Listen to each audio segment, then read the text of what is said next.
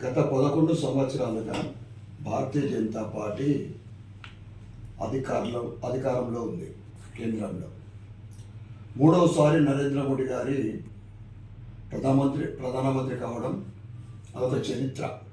62 సంవత్సరాల తర్వాత కంటిన్యూగా మూడవసారి ప్రధాని నరేంద్ర మోడీ కావడం అదొక హిస్టరీ.